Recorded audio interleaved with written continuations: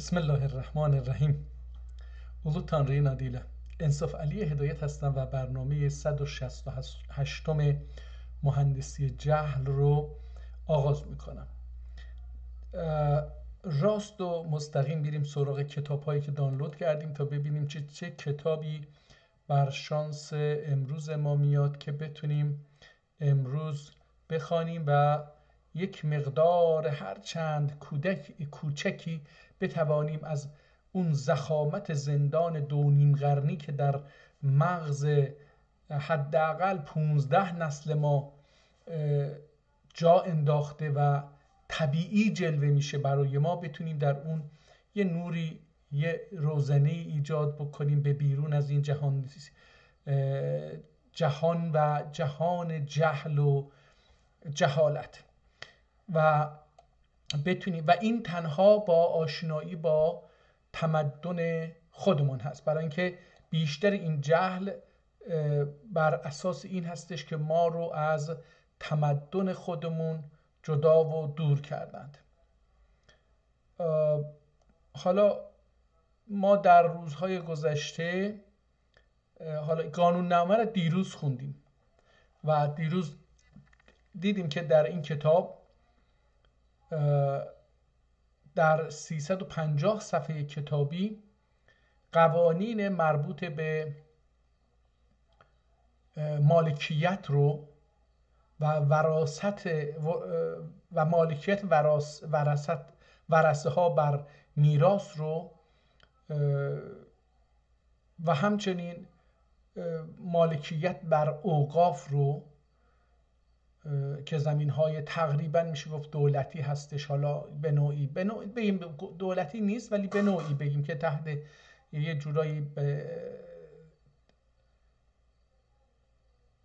جورایی میشه گفت دولتی هم هست اوقاف. اینو دیروز خواندیم و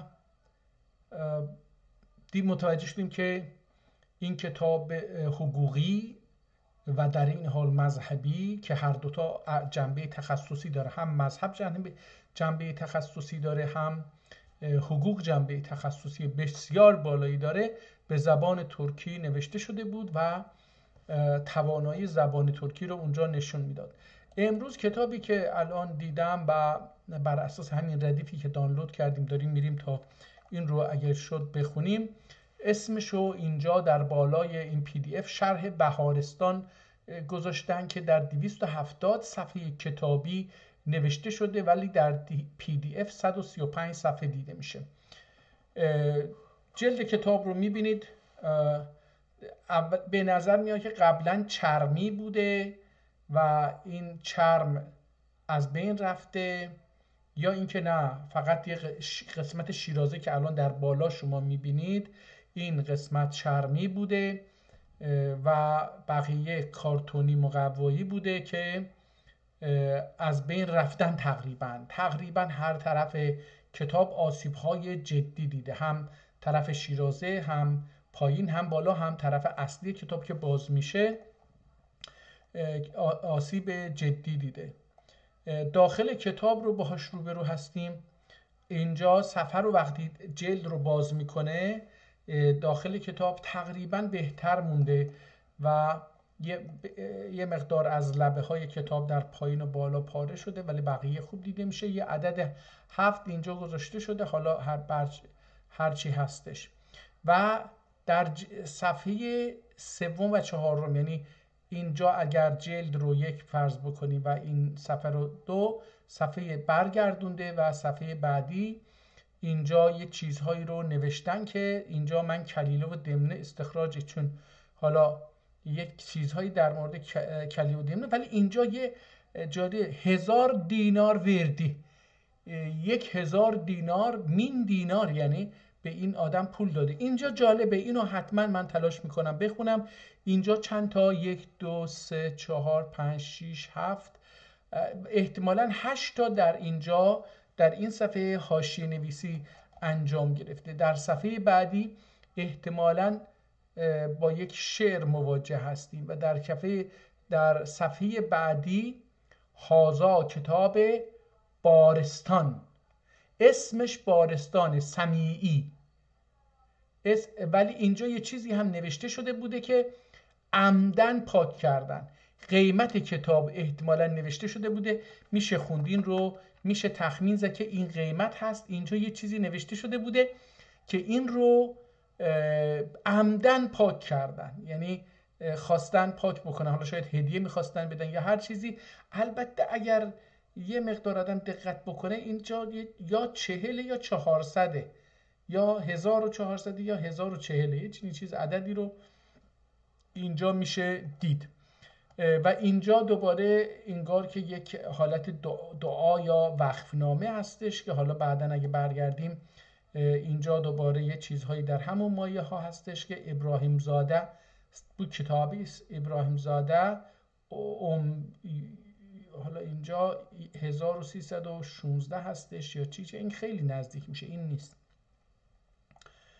شرح بهارستان، پس این بالا که دیدیم بارستان اون یک چیزیه، اینجا شرح بهارستان.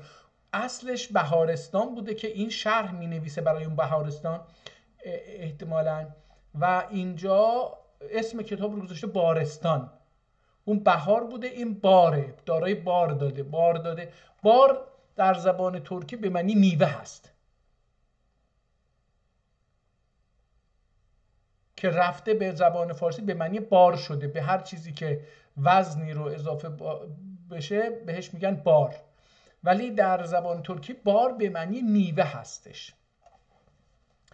و میوه هم نمیگیم، معمولا میگیم درختای ما بار داره یا نداره، مثلا به این شکل باره var yoktu، باره çoxtu، باره azdı. یعنی نمیگیم مثلا سیب داره یا فلان داره، اسم میوه رو کلا بار برای مجموع همه چیز هست. فکر میکنم برای مثلا جو، گندم و ذرت و اینا به کار برده نمیشه، فکر میکنم. کتاب در کتابخانه سلیمانیه نگهداری میشه و اینم از این. حالا بذارید ببینیم اینجا چی هست. اینجا مهر واقف یا مهر صاحب کتاب رو هم خوندیم. اینجا سطرش گفته در هر صفحه 21 سطر هم احتمالا نوشته شده. اینجا 2265. حالا اینجا یه عددی هستش که بشه شاید اینو برگردیم دوباره تلاش بکنیم بخونیم. با بسم الله الرحمن الرحیم شروع میشه و اطراف مطلب. حالا دقت بکنید اینجا کادر رو یه ذره کوچیک‌تر بکنیم صفحه کاملا در خب حالا ببینید تقریبا این کتاب به نظر میاد که دوباره درش عجله به کار رفته، برای اینکه این قسمت بالا که بالای بسم الله رو برای نقاشی میذارند اونجا تقریبا چیز شده. این کادر رو اگر ببینید کادر رو نبسته، کادر از پایین صفحه تا بالا رفته و از صفحه بیرون رفته. این انگار که به طرف آسمان بازه و اون بالا معمولا باید یه نقاشی، حالا اگر دوره عثمانی بود 2 مرحله‌ای نقاشی اونجا میکرد، ولی اینجا نمیبینیم. ولی این حاشیه خودش خیلی جالبه، با 2-3 رنگ هستش، یه دونه آبی هست، 2 تا قرمز هست و یه دونه سیاه بسیار کلوب و 2 تا سیاه نازک.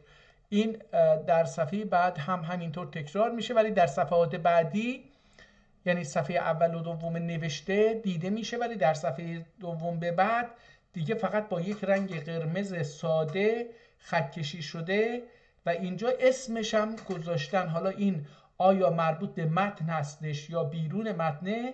محمد پاشا سلطان مراد خان. این سلطان مراد خان خدا بیامرز الله رحمتش بکنه در دوره این کتاب‌های بسیار زیادی نوشته شده.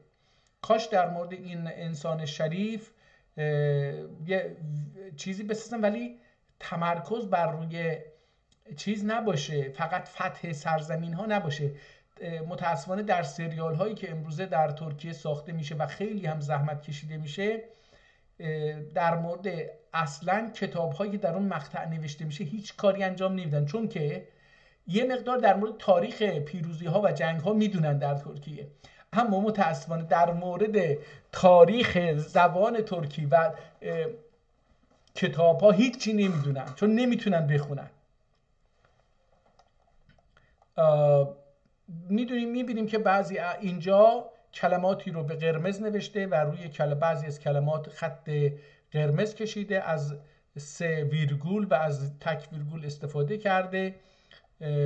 بعضی از کلمات مثل مثنوی، نثر، شعر، رباعی، اینها رو با رنگ قرمز نوشته تا پاراگراف قبلی تموم شد، پاراگراف بعدی آغاز میشه، این رو نشون بدن. کتاب با خط زیبایی نوشته شده که امیدوارم من بتونم بخونم. با این خط فکر نمی کنم خیلی مشکل داشته باشم، احتمالا یه مقدار مشکل خواهم داشت، ولی فکر کنم 90% 95% رو میتونم بخونم اگر لغات خیلی تخصصی درش نباشه.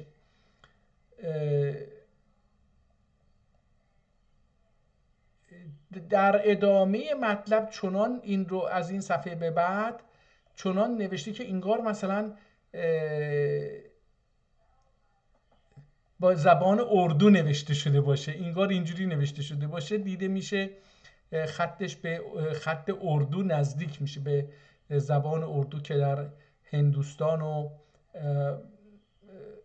رایج بود و مثل زبان ترکی که پدران ما با عقل خودشون ساختند زبان فارسی رو، مثل زبان فارسی که پدران ما ساختند، پدران ترک ما این زبان رو ساختن و با خودشون هم آوردن، یعنی به تدریج که چیز شده آوردن به این منطقه.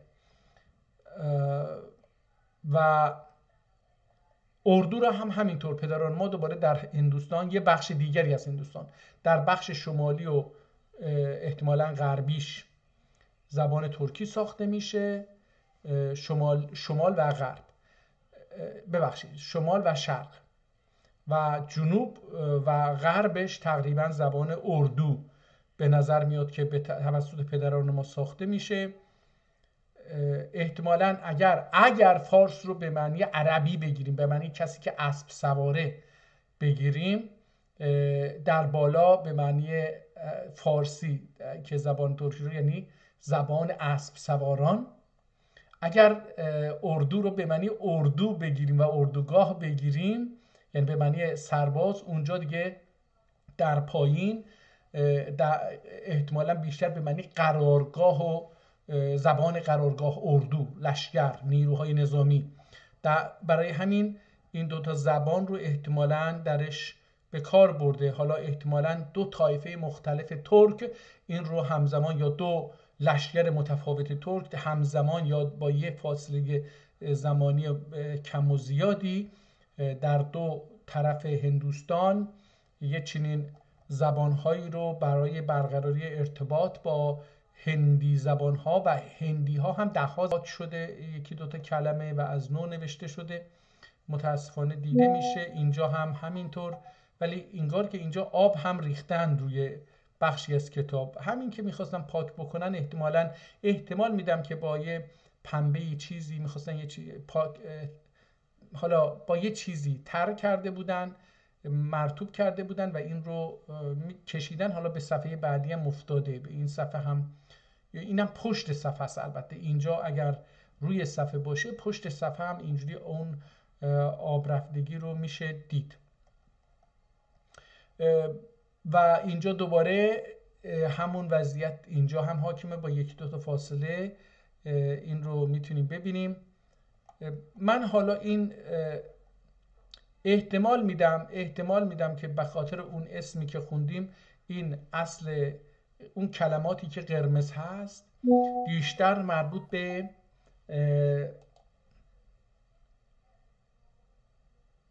مربوط به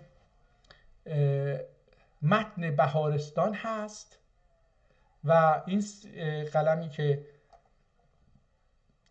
سیاه نوشته در شرح اونهاست. احتمالاً همون کلمات و جملاتی هم که با رنگ قرمز در بالای اونها یه خط کشیده، اونها هم ممکنه که مربوط به متن اصلی باشه. حالا برمیگردیم و اینها رو ازش سر در میاریم.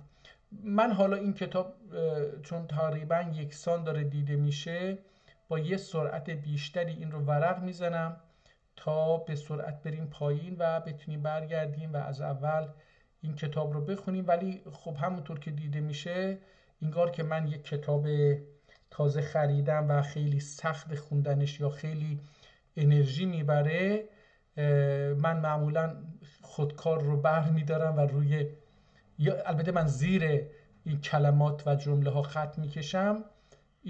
این هم هر کسی بوده این کتاب رو خط خطی کرده، یا نویسنده بوده یا خواننده بوده، هر کسی بوده کلا کتاب رو خط خطی کرده، یه جوری که انگار مثلا اکثریت با خطهایی که روشون قرمز کشیده، اکثریت جمله ها مربوط به اونه، اقلیتی به خارج از این خطوط قرمز هستش.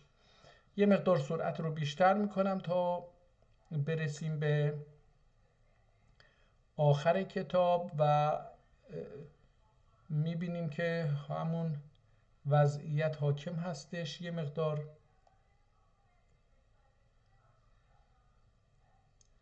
اینجا هم یه مقدار رنگ پاشیدگی در کتاب رو میبینیم، نمیدونم علتش رو حالا چی هستش. شما ببینید که در یک مقطعی از تاریخ چنین کتاب‌های توسط پدران ما نوشته میشه، توضیح داده میشه و اون زمانی که بسیار گرانه. کتابی کالای گران مثل خونه هست، حتی مهمتر از خونه، برای اینکه جایگاه اجتماعی بسیار بالایی می آورده. شما میرزا میشدید حداقلش، و میرزا شدن خودش مثل اینکه الان دکترا داشته باشید جایگاه میداد به شما در اون جامعه‌ای که زندگی میکردید. و خب اگر دستتون به خط میرسید یا کتابت میتونستید بکنید یا یه چیزی بنویسید، این کسانی که دستشون به دهنشون میرسید، سرمایه‌داران و شاهان و اینها، شما رو به عنوان کسان کارشناسان خودشون استخدام میکردن و شما براشون کار میکردید. زندگی بسیار خوبی رو براتون مهیا میکردن. من اینجا یه تاریخی دارم میبینم، اول این تاریخ رو بخونیم ببینیم که این کتاب آیا مربوط به تاریخ کتابت هستش یا یه چیزی خارج از این کتابته. به وقتی شد آخر که تاریخ هجرت شل وقت ده آخر و تمام اولدی چه هجرت تاریخی هجرتدن مراد حبیب اکرم حضرتی صلی الله علیه و سلم کعبه شریفدن مدینه منوره نقل اتیجیدر شود 900 از 8 بر وی فضایی شود 900 اینجا از نوشته بوده، اون رو پاک کردن، دوباره با یه چیز مرطوبی پاک کردن. شود 900 8 بر وی فضایی، اگر 8 هم بهش اضافه بکنی میشه 900، یعنی 892 هستش. فکر کنم یک چنین کتابی رو ما از این تاریخ میگم که یک چنین کتابی رو هم قبلا خوندیم، حالا نمیدونم اون هم 900 میشد یا 1000 میشد، این یادم نیست، ولی یک چنین چیزی رو ما اون در یک کتاب دیگری خوندیم. 900 olur اگر آنون üzerine 8 ziyade edersen. پس bu kitap hicret tarihinin 892'sinde olmuş olur. اون کتاب قبلی اینو اشتباه نوشته بود، این همون کتاب نیست. احتمال میدم که این کتاب، خب این کتاب رو گفت در چه تاریخی نوشته؟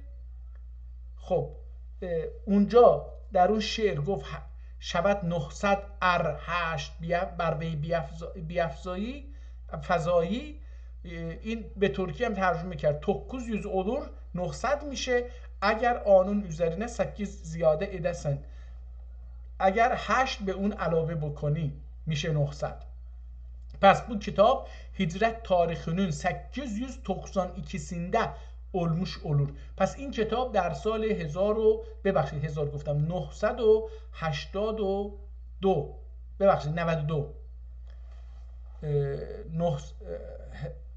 892. پس bu kitap hicret tarihinin 892'sinde 892 این کتاب نوشته شده است. پس تاریخی که برای این کتاب باید میذاشتن همین آخر صفحه بود که اگه اینجا رو میخوندن ول مسئول من الله و المسئول من الله ذی الجلال و الاکرام. حالا مسئول به معنی سوال کردن، خواستن، درخواست این هستش. حالا ما در ایران به افرادی که مدیرین هستن میگیم مسئول، یعنی کسایی که باید جواب بدن، باید جوابگو باشن. متاسفانه در ایران این چنین چیزی وجود خارجی نداره. و المسئول من الله ذی الجلال و الاکرام، جلال و اکرام صاحب الله دن مسئول و مقصودم. مسئول عین به هم معنی مقصود هستش. مقصود یعنی اون چیزی ما قصد میکنیم. مقصود قصد کردن. حالا اینجا یک کلمه نوشته که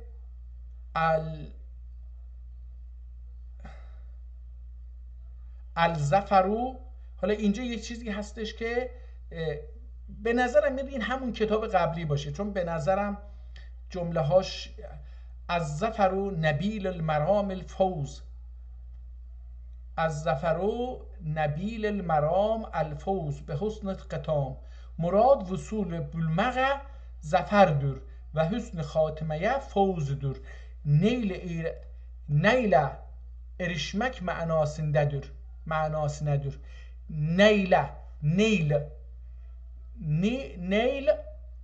نیل اینجا خط زده، میخواد بگه که اون بالا به نیل المرامه. من اونو غلط خوندم، به نیل المرام. اون نیل رو معنی میکنه. نیل یعنی چی؟ کلمه عربی هست، میگه که ارشمک معناس نده، معناس ندور. فوز به معنی چیه؟ میگه فوز نجات و ظفر بولمخدر، این هم به معنی ظفر و چنان. و الصلات و السلام علی محمد و آله الکرام، و صلات و سلام محمد üzere و آن آل کرامی üzere olsun. üzerine نمیگه اینجا، با یک شیوه خاصی از ترجمه و جمله بندی مواجهیم که یه مقداری سوم شخص انگار به نظر، البته سوم شخص هست ولی چجوری؟ üzere و آنون آل کرامی üzerine üzere olsun ki جمیع عالم خلقنون گزیدلریدür. تمام. کتاب تموم شد. تاریخ کتاب رو در آوردیم. این از این. برگردیم اول کتاب و ببینیم که حق تعالی برای امروز ما چه چیزی روزی کرده. دنبال روزی خودمون باشیم، ببینیم که این روزی برای ما چی هستش. شاه نوشروان یا نوشردان، برزویه حکیم کتابی شاه نوشروان برزویه حکیم کتاب کلیله و دمنهی استخراج için etmeli kere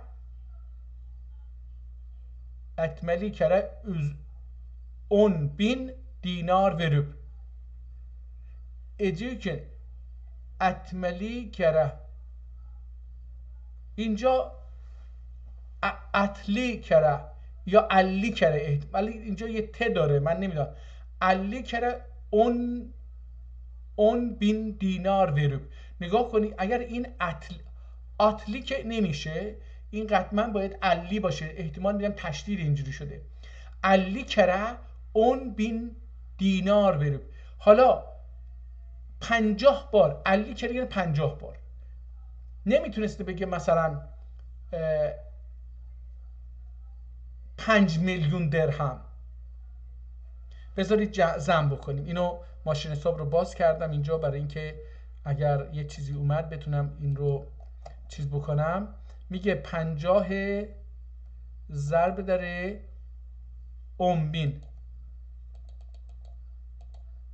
خب 500,000 دینار.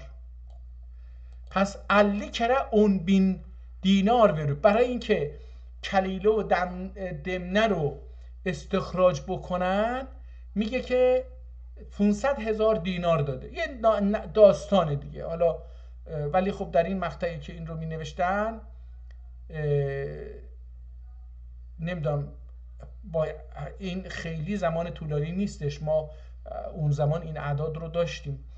50 تره 10.000 دینار و خزاندن ما ادا ادوات و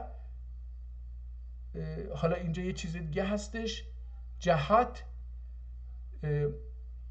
مفرلی گروپ مزبور دخی کتاب مزبوری استخراج و زبان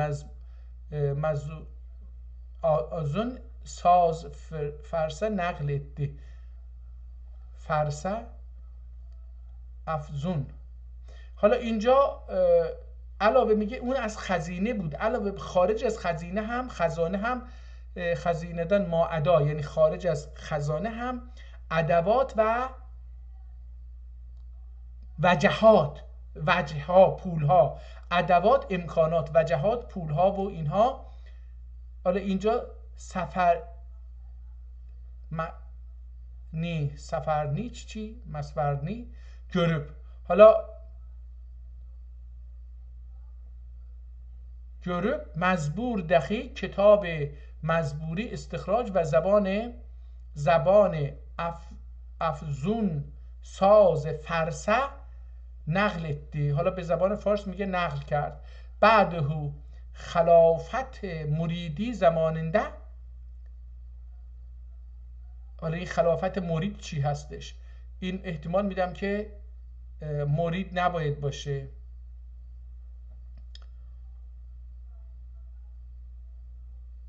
خلایی در اسلامی هست، این در دوره اسلامی.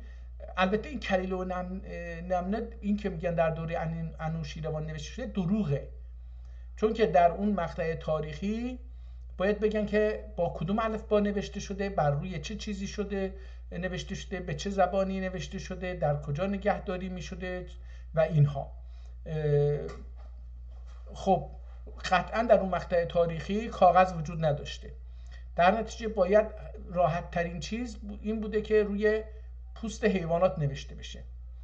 اگر بود که خب این کتاب بر روی پوست حیوانات ممکن بود چند تن وزن داشته باشه. مثلا من شاهنامه رو یک بار پیش با آقای دکتر خدا عمرش طولانی بهش بده انشالله، الله تعالی تبارک و تعالی عمرش رو طولانی بکنه و صحت بده، آقای دکتر صدرالاشرافی اگر فکر بکنید که همین شاهنامه‌ای که امروز هست به همین تعداد صفحه پوست بذارن، آقا این اصلا قابل بلند کردن نیست توسط یه نفر. و خب قطعا در اون مقطع تاریخی هم این باید خیلی بزرگتر نوشته، نه اینکه نه روی سنگ نوشته شده باشه که مثلا به اندازه ایران باید سنگ جمع کرده باشن اون سکاری روش انجام بگیره. خیلی چیزه. اینا به نظر میاد در دوره اسلامی کلا اینا ترجمه شدن و نوشته شدن، حالا وصلش کردن به انوشیروان و برزیه و از این حرفا برای این داستانه. اینا داستانه. زبان فارسی در اون مقطع یا وجود نداشته یا اجرا وجود داشته به قدری ضعیف بوده که نمیشه باهاش داستان گفت. همین امروز هم نمیشه باهاش داستان خوب گفت. زبان فارسی زبان فقط شعره و شعر هم تکرار یه تعداد واژه‌های مختلفه که دارن تکرار میکنن و چیز جدیدی نمیتونه اضافه بکنه. زبان فارسی زاینده نیست. خب به هر حال فارسی نقل دی بعد خلافت مرید زماننده. حالا این هر کی هستش زماننده عبدالله ابن هلال اهوازی، یحیی ابن خالد برمکی ایچون تعریب ادب. برای حالا میگه این دوتا برای یحیی ابن خالد برمکی اینو نوشتن و سهل ابن نوبخت حکیم چیچی یحیی برمکی ایچون که مهدی و هارونون وزیری و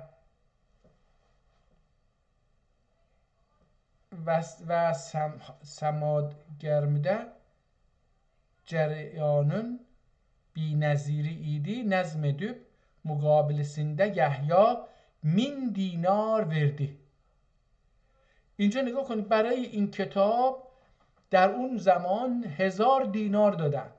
حالا به خاطر اینکه به شعر در آورده ها، این کتاب رو به شعر در آورده، به این شاعر 1000 دینار دادن. 1000 دینار احتمالاً پول بسیار هنگفتی بوده. میشه در آورد که در مثلا دوره برمکیان که البته حکومت نیستش، اینا وزیرن، اینا وزیر هستن و در اونجا در دوره خلافت میشه در آورد که مثلا در اون مقطع تاریخی چه مقدار بوده درآمد مثلا یه وزیر در ماه چقدر بوده، یا یه لشکری، یه نظامی چقدر میگرفته. اینها رو میشه در آورد. اکابر جملسی اولدی گرمسر یا گرمسیر ملازم کی گیسگی درهم سز. حالا این چی هست؟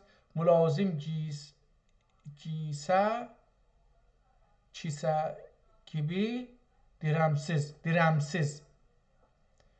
ملازم کیسه گیبی درمسز. اکابر جملسی اولدی جرم کرمسز. احتمالا باید اینجوری بخونیم اکابر جملسی اولدی کرمسز ملازم کیسه گیبی درمسز. اینجا این تموم شد. یه شعر دیگه. اذا کانت تباع سوء فلیس بنافع ادب الادیب. خب اینم که هیچ حدیث قدسی مادام یحرک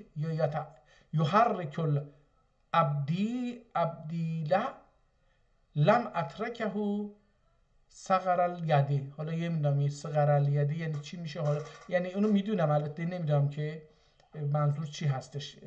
این یک ضرب المثل یا حدیث گفته خودش، البته گفته حدیث قدسیه.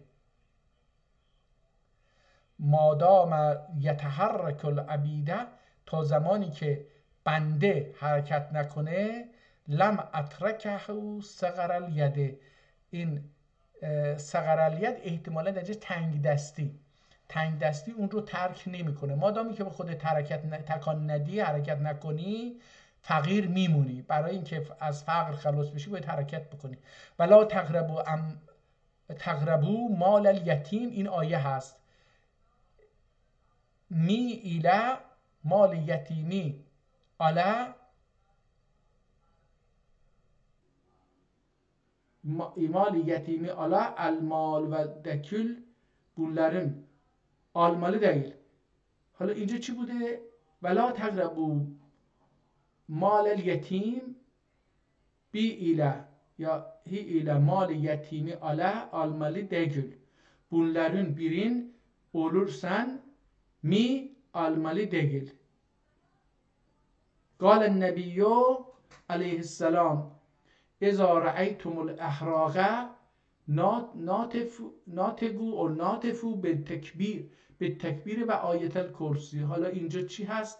اون زمانی که آتیش رو دیدی چی هستش با آیه بنا من رق توبه رق دینه حدیث النبی صلی الله علیه. اینجا حالا اومدن یه چیزایی رو نوشتن دیگه، اینجاها رو ولش بکنیم بریم ببینیم. اینجا کرات حساب ضرب اگود 6 kere 6 36'dur.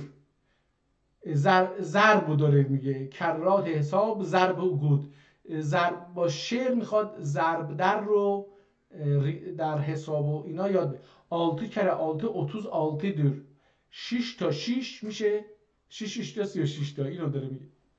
6 kere 6 36'dur. 7 kere 8 56'dur. 7 باره هم 8 میشه 56 تا. 6 kere 7 oldu 42. 6 بار 7 6 هفته 42 تا. اینو میگه. هم 8 kere 9 72. 8 9 تا 72 تا. اینو گفت. 7 kere 7 oldu 49. 7 هفته 49 تا. oldu 81 9 kere 9. 81 oldu 81 9 kere 9. 9 تا 81 تا اینم اینجا گفته. 7 kere 9 oldu 63. 7 تا 73 تا. بل بیل bu ضربی kim hesab olmaya güç. این ضربا رو بدون که حساب کردن سخت نباشه. این هم یه شعری در اون زمینه. هازا کتاب بارستان سمیعی، قیمتش هم اینجا من 200 میتونم بخونم. مما اینجا هم یه چیزی باز دوباره پا شده. داده آلدوران alde الفقیر الیه سبحان الواعظ رضوان. حالا اینجا احتمالا اینجا بقیه داره. مماداه الدوران و اودیع زمان الذي الفقیر الیه سبحان السید عبدالرحمن ابن الواعظی رضوان الله ابن شیخ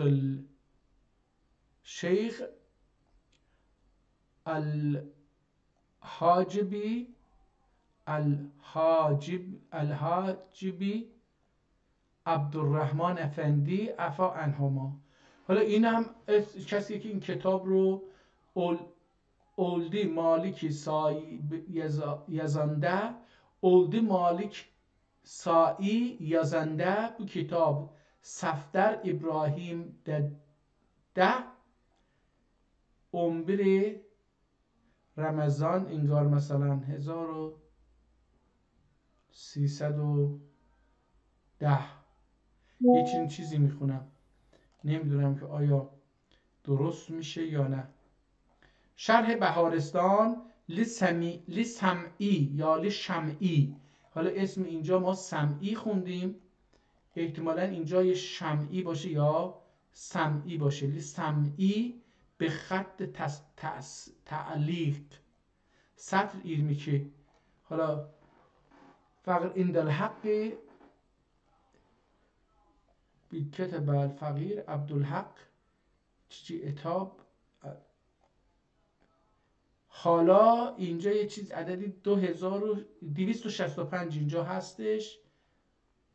ها احتمالی خریده. بند کتب فقر عبدالحق سر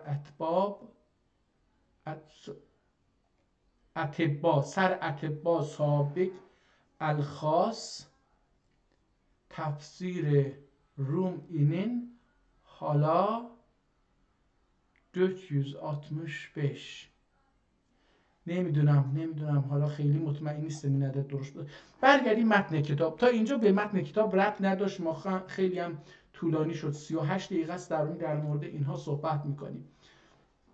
بسم الله الرحمن الرحیم.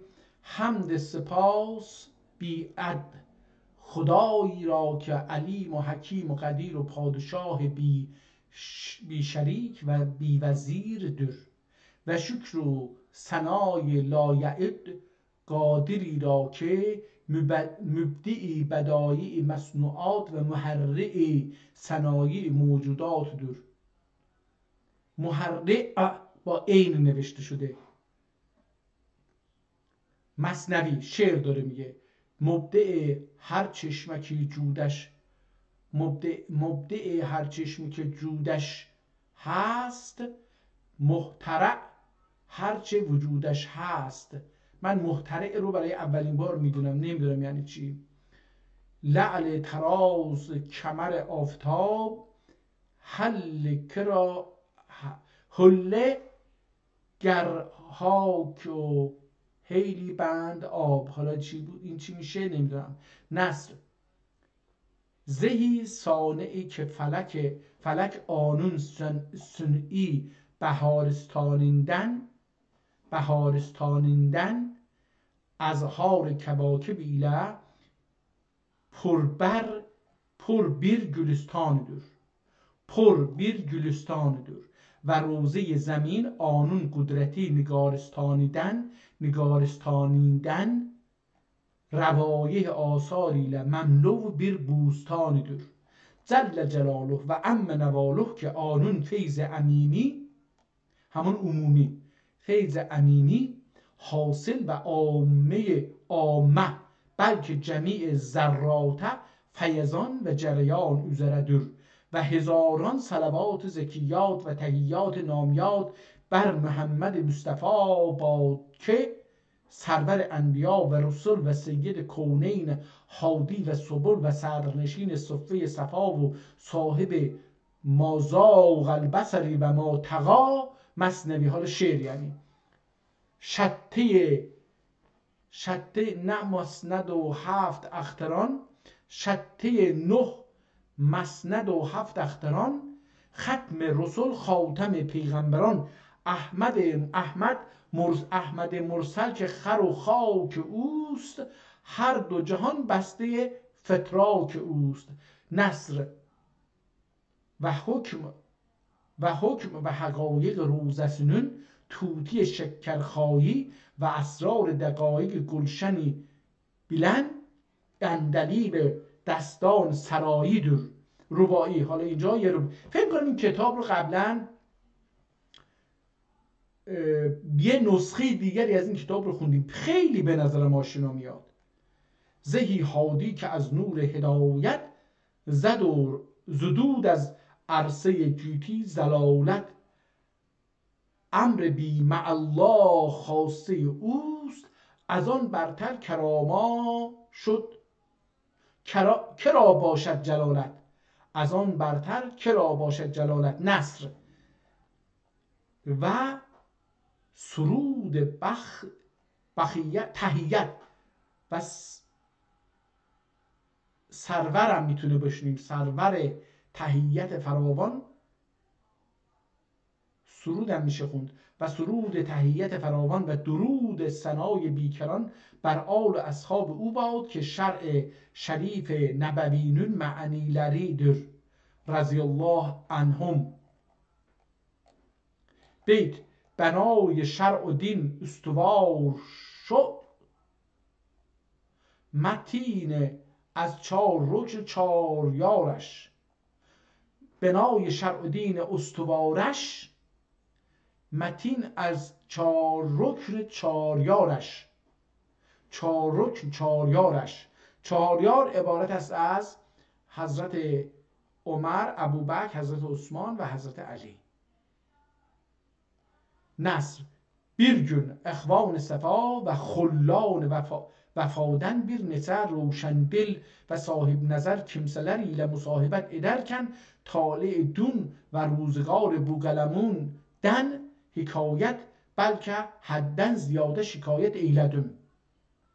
ol mecmuada hazır bir sadiq صادق و مجروح خاطره طبیب حاذق bu حقیرün beyanından bir fen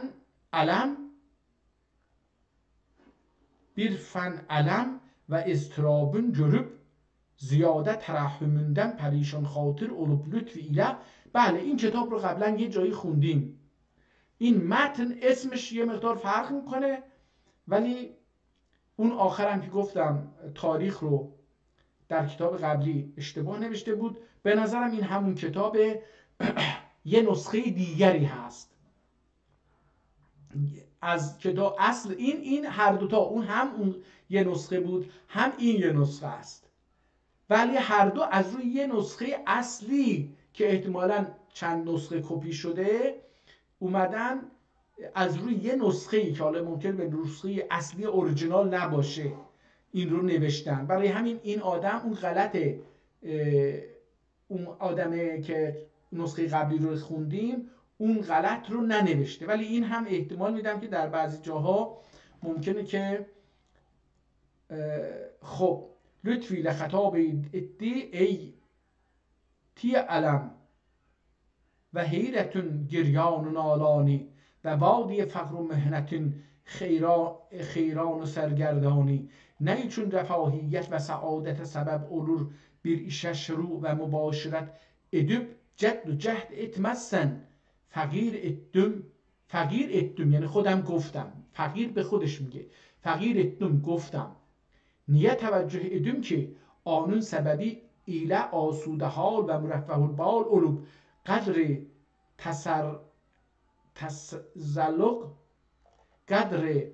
تسزلق mehnetlerinden xalas bulam.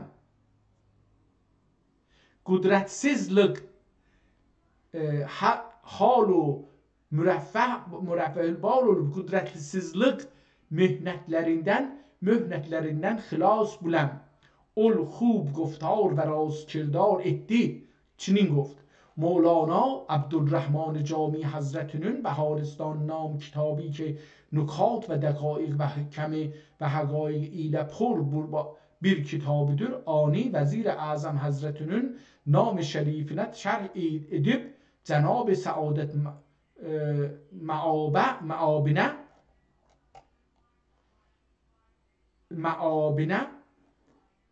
ایلدوب برسانید.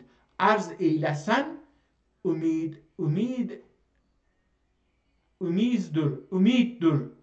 امیددür ki ol کافی انامه احسان eden سرمایه سعادتten باب احسان فتح olup onun sebebi ile fakr و vefage خزانیnden خلاص بولار.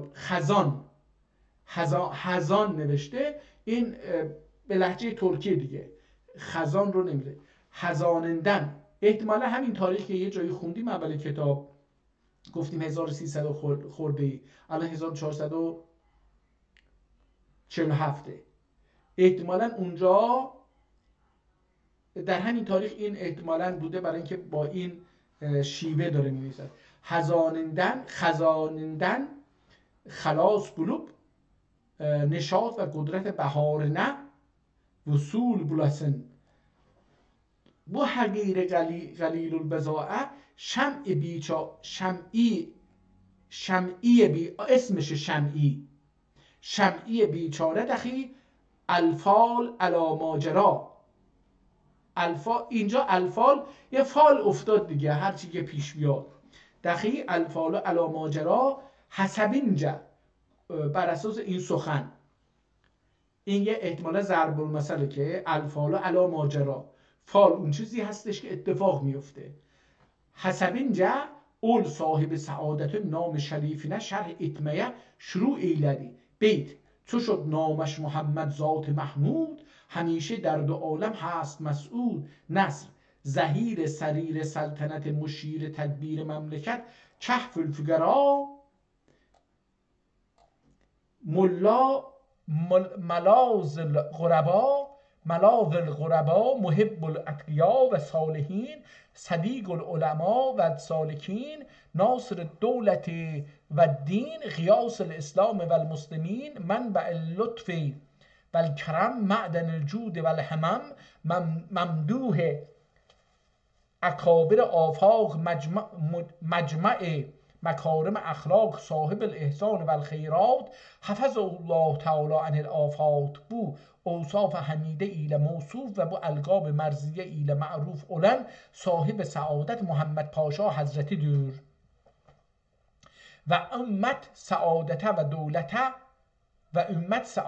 دولته و اولاد الکرامه علی الى یوم البعث و القیام که دستور اعظم سلطان سلاطین قهرمان الماء و الدین حامی ظهور اسلام مالک عظمت الامام المؤید من الملک العلام النافع للخاص و العام ناشر العدل و الاحسان ما هی الظلم و الطغیان. احتمالا ناهی باشه، ماهی، اینجا من اینجوری میخونم، ما حی الظلم و الطغیان نمیشه، ناهی باید باشه. ناهی الظلم و الطغیان اعدل السلاطین الزمان سلطان مراد خان، که گفتیم این بله به نظر من در دوره سلطان مراد خان نوشته شده. بن سلطان سلیم خان ابن سلطان سلیمان خان در اید الله عمره و دولته و خلافته الى الانتهاء الزمان و انقراض الدوران آمین یا حنان. بیت. حالا ما دفعه قبل فکر کنم این کتاب رو چون خوندیم خیلی چیز نکنیم، بریم اینجا ببینیم چی میگه. میگه که هزار دستان حمد و ثنا، هزار حمد و شادستانی، از زبان مرغان بهارستان عشق و وفا، عشق و وفا بهارستانی. حالا اینجا این خطای قرمز عرض کردم متن کتابه. حالا من انگار که باید برگردم اینو یه مقدار بالاتر بخونم معلوم بشه که این یه جایی کتاب رو شروع کرد. ابتر دم بریده معناسینه، ابتر دم بریده معناسینه دور.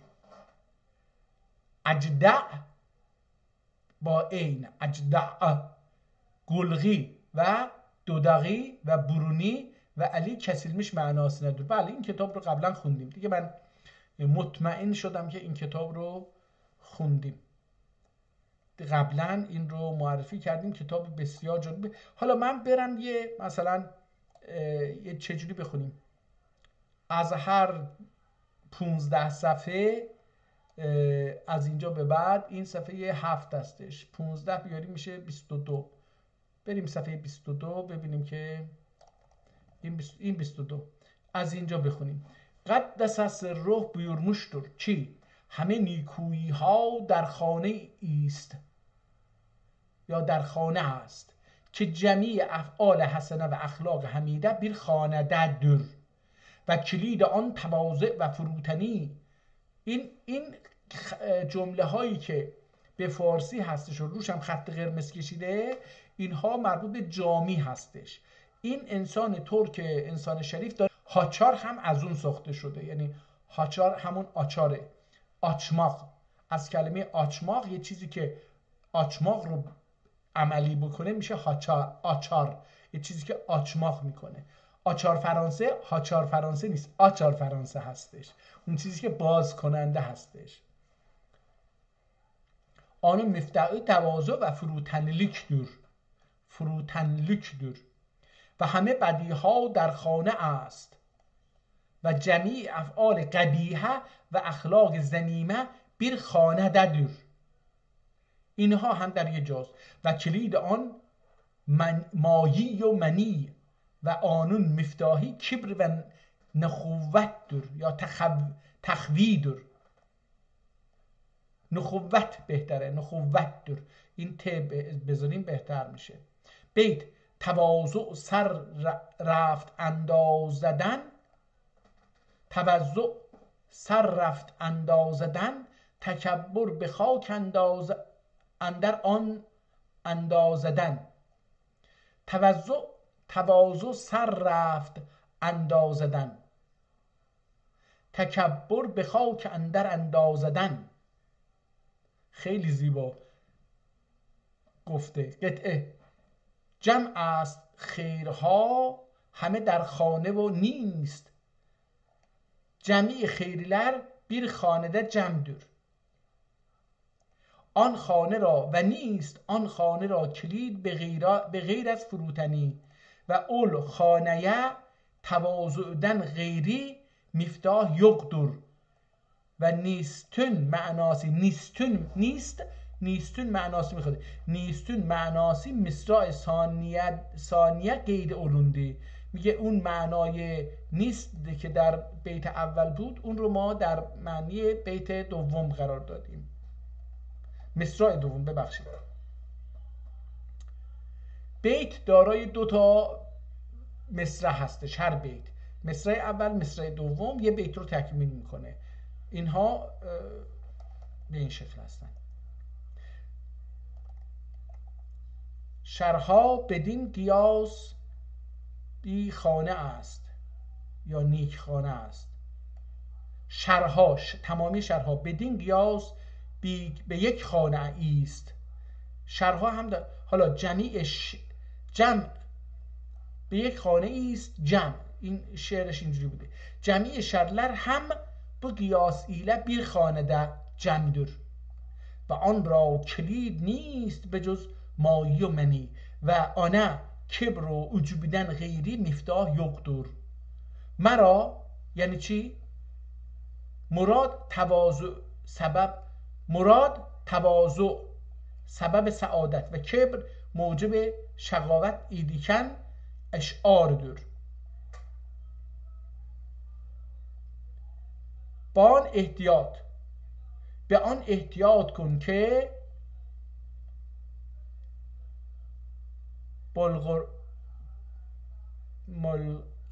ساز راه خیر. چی ساز راه خیر؟ آنه آگاه ol ehtiyat ile ki hayır tariqinden teymine sen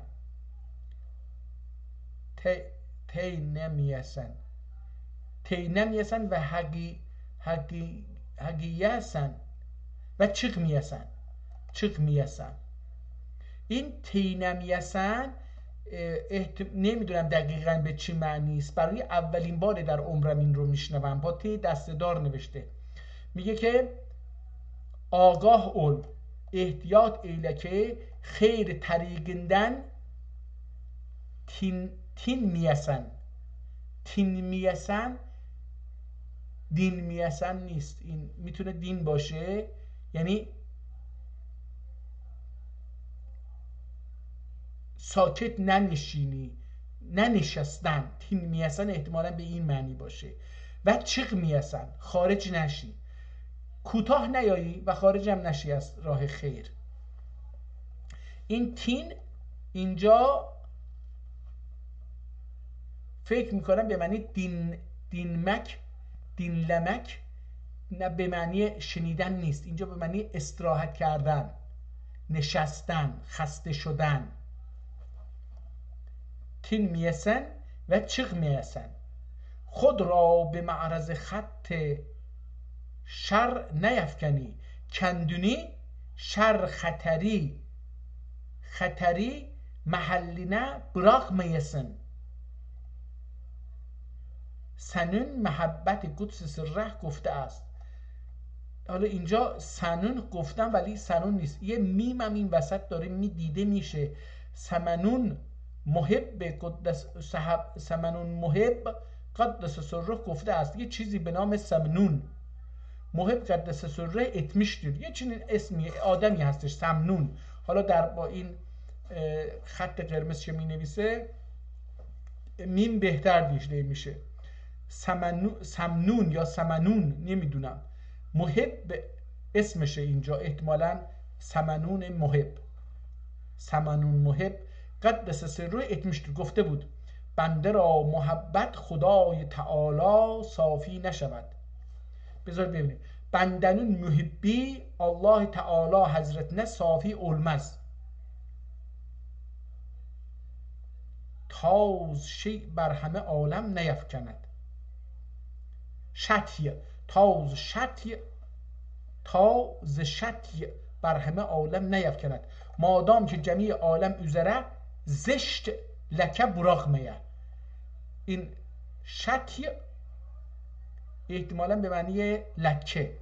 تاز شطی بر همه عالم نیفکند. مادام که جمیع عالم üzere زشت لک یا زشتlik bırakmaya. لکه نیستش. زشتlik bırakmaya یعنی حقدن غیری هر نواریسه آنın قبیح göre anı قبیح göre ne görene ve asla bir nesneye meyli olmaya. هر چیزی قبیحه دیگه حتی میلش هم به اون طرف نشه. استغفر الله ربی و اتوب الیه که ما اصلا عاشق قبایح میشیم.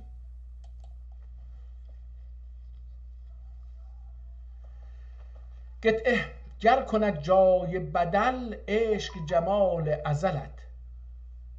گر کند جای بدل عشق جمال ازلت. اگر جمال ازلون عشقی senin kalbinde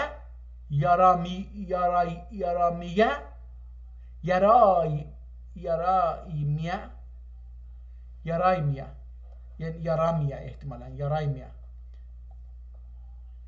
چشم امید به خوران به هوران بهشتی بنهی یه چنین چیزی، هر دوتا رو میشه خوند. بهشت منصوب olan hurilere ümid ümid çeşmini گمستن امروزه میگیم گویمستن گمستن و خاطرون getirmezsen مصرا از در خیش خدایا به بهشتم بفرست که حالا برمیگرده دوباره به به خود چیه جامی چی مسلم شودت عشق جمالی ازلی جمال ازلینون عشقی. حالا دیگه بریم صفحه بعد، صفحه 15 تا قرار شد بریم صفحه 35. خب ببینیم صفحه 35 چی داره برای ما. آنده کشف عورت و باد گباهت و بوی نجاست لازم گردش. حالا این چی بود؟ بذار یه مقدار بریم بالاتر ببینیم این چی هستش. خیلی وسط و نابوییدنی را باید بویید و استشمامی مقبول علمیان استشمام اتمک گرک به جامیدن. اون حالا در بالا یه جایی در شعر بالا گفته دیگه، اونا رو نمیخوام. به جامی یعنی چی؟ جامیدن. مراد خلع دور. اینجا به جایی میگه به جاییدن مراد خلع دور. خلع به معنی جای خالی، خلوت، کسی نباشه، چیزی نباشه اونجا که شما رو ببینه. میری توالت، یعنی توالت، دستشویی. حالا اسم قدیمیش خیلی زیبا بود که ترجمه کردن به انگلیسی. این زبان انگلیسی خیلی چیزاش از ترکی و عربی گرفته، به خصوص از عربی. و این مستراح به توالت گفته میشد. توالت یک واژه ظاهراً باید فرانسه باشه، نمیدونم، احتمال میدم فرانسه باشه، به معنی آرایشه، وسایل آرایش. توالت یعنی اونجایی که آرایش میکنن. خب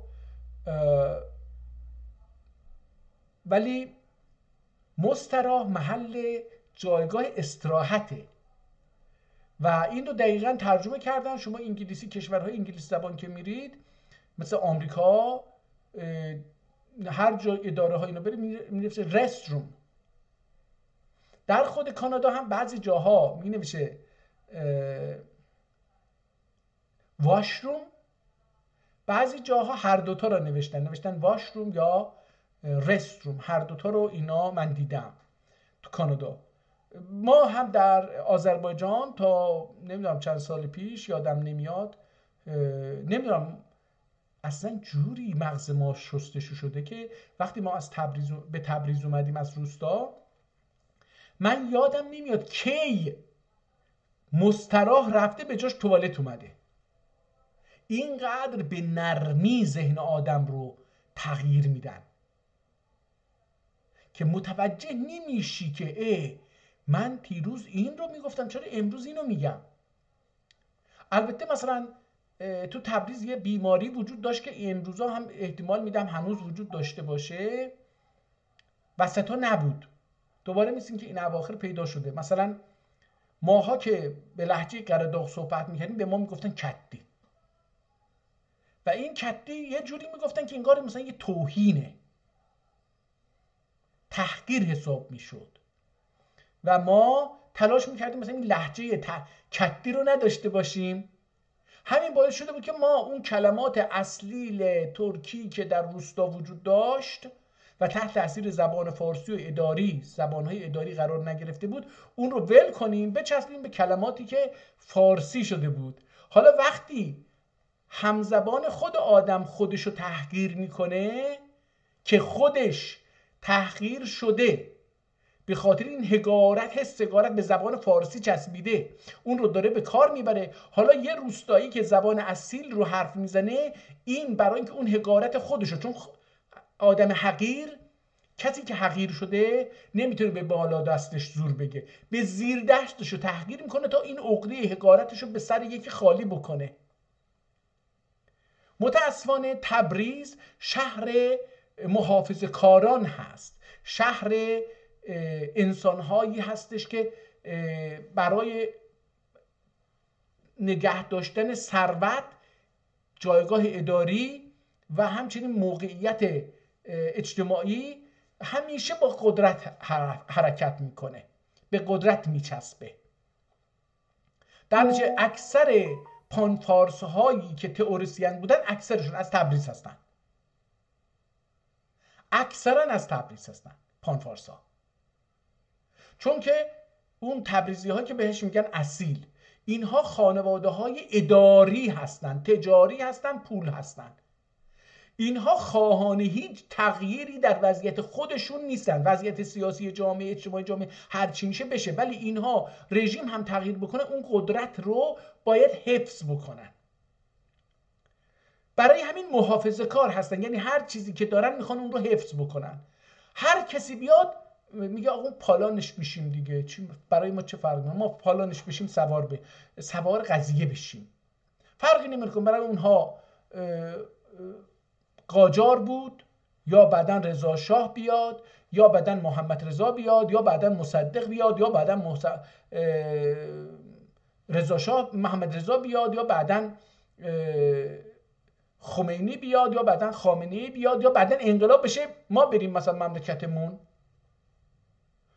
برای این محافظه‌کاران تنها چیز مهم اینه که جایگاه اداریشون رو، جایگاه مالیشون رو، جایگاه سیاسیشون رو، جایگاه نفوذشون رو و به نوعی اون یک نوع مافیایی که در تبریز در حدود 1000 سال گذشته وجود داشته باشه، این رو سلسله وار اداره بکنن، نگه دارن بین خودشون.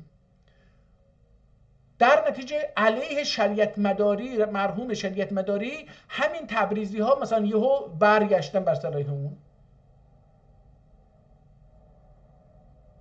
همین ها یهو برگشتن بر علیه مرحوم شهید پیشوری. همین ها، یعنی چی بگم براتون، خیلی اینها سنت منافع شخصی خودشون رو که عرض کردم، حالت اینها یه تعداد خانواده‌های اصیلی هستن که خب برای اینکه وقتی پهلوی میاد رو کار، برای اینکه بگن آقا ما دیگه با قاجار چیز هستیم، میاد کسروی میاد اون کتاب رو مینویسه، نمیدونم این بقیه پانفارسا تقریبا همشون از تبریز هستن. تقریبا میشه گفت که اگر زبان فارسی و پانفارسیسم، حتی پانیرانیسم، اگر 20 تا نویسنده در تاریخ داشته باشه، 18 تاش از تبریزه.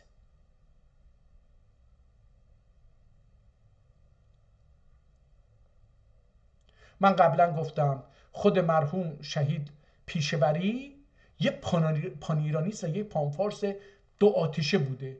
وقتی خدا رحم کرد این صلاحیتش در مجلس رد شد، وقتی رد شد برگشت و شد آذربایجان چه، ملت چه. وگرنه اگر تصویب میشد صلاحیتش در مجلس، شاید میشد مثلا تقی‌زاده.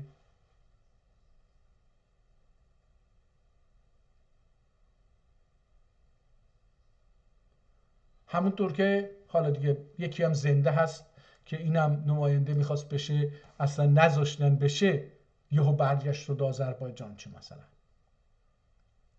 وگرنه مثلا شاید الان یه تیمسار شده بود برای خودش در دفاع از جمهوری اسلامی و ملاها و ایران و زبان فارسی و اینها. خب مراد خلع درکی، حالا خلع یه منظور توالت و یا دستشویی و یا مستراح، که آنده کشف عورت و باد گباحت و بوی نجاست لازم گلور. میگه که یه جایی خلوتی هستی که اونجا میتونید دیگه حالا کشف عورت بکنید، یعنی لخت بشید، باد گباحت ازتون بیاد بیرون و بوی نجاست هم بیاد بیرون. نجاست هم که دفن میکنیم دیگه، حالا بزرگ و کوچیک داره. عاقل اولان بونلری اختیاری ایله، اختیار می ایلر. سوال میپرسه اختیار می ایلر، کسی که عاقل باشه اینها رو با روی اختیار اگر اجبار نباشه میاد مثلا سراغ اینها. حکما گفتند حکیما etmişlerdir. گفتند و خیلی ترجمه میکنن در زبان ترکی، دیدی اینا این خیلی به کار برده در ادبیات. البته ها در شاید شفاهی گفته میشده، ولی در ادبیات به جای اون میگفتن ettim ettiler ettik ettiler ettiniz اینجوری. حکما etmişlerdir. گرسنگی بیماری است در مزاج. açlık اینجا آج نمیشه، آج احتمالا آچ باشه یا آج باشه. آچ باشه به معنی آچماق، یعنی باز شدن که معده آچماق میکنه دیگه، به من غذا بده. آجلق هم باشه که به معنی آج دیگه. آج خودش هم به من چند تا معنی داره، یکی به معنی گرسنگی هست، یکی به معنی دندانه سوهانین هاست که خورد میکنه همه چی رو. açlık مزاجده خستلق کاف نیاورد اینجا. خستلق این تبریز مثلا خستلق دیالر که به کار نمیبرن در تبریز، مثلا خستلیک نمیگن، مصدر نمیسازن با کاف، خیلی با قاف میسازن خستلق. البته خود خسته رو به کار نمیبرن به عنوان این خسته از زبان ترکی احتمالا رفته باشه به زبان فارسی به معنی یورگون، بیمار، به عنوان بیمار به کار رفته نمیره، به عنوان یورگون. به هر حال بیمار هم همونه دیگه، خسته است، یعنی یورگونه، اینجوری به اون معنی هستش. خستلق دور که شراب و طعام و او را ماده علاج، که شراب و طعام آنون علاج مادسی دور، برای بیمار خوردن و نوشیدن علاج هستش. نادان کسی که خود را به اختیار بیمار سازد و نادان شل kimse ki اختیاری ایله کندوزنی، یعنی خودشان را کندوزنی. اینجا جمع میبنده ولی در اصل مفرده. ادب خیلی مؤدبه. قبلا در مورد ادب در گفتار و نوشتار و جمله سازی، چه شفاهی چه کتبی، قبلا صحبت کردیم که زبان فارسی بسیار زبان بی‌ادبیه، چون که زبان فارسی زبان در گرچه ترک‌ها و لشکریان ایجاد کردن، اما رفته زبان دورگردها، این